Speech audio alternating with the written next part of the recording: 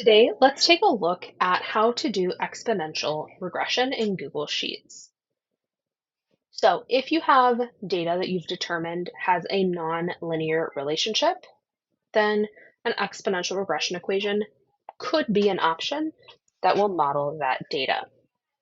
So here I have date and then the number of COVID cases in India.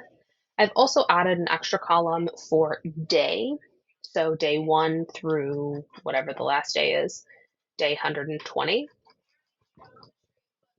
If I would like to do an exponential regression equation, I'm going to type equals log est. Then we want to highlight our y data, which in this case is cases of COVID,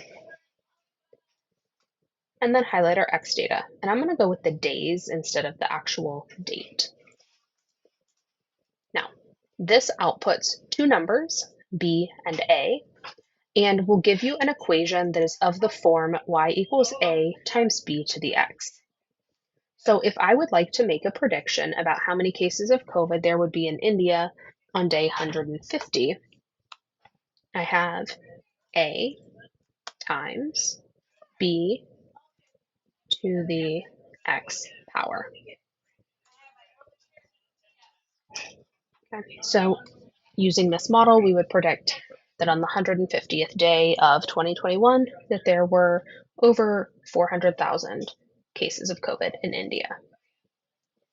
Now, you might want to change some settings so that you can get some extra information like r squared. If that's the case, then you're going to start off the same way with log est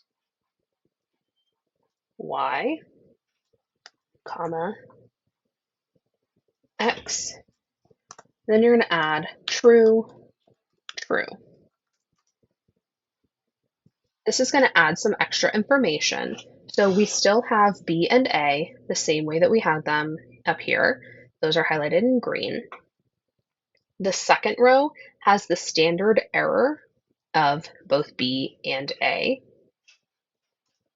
The third row, the box I've highlighted in red, is your R squared value, followed by your standard error for Y. The next row has your F statistic and your degrees of freedom, and then the last one has your regression sum of squares and your residual sum of squares that you probably don't need. The cells in green, again, give you your parameters for your equation, where you have the form y equals a times b to the x. Yes, b is the first number output. That's just the way Google Sheets works. And then the red number is your r squared value.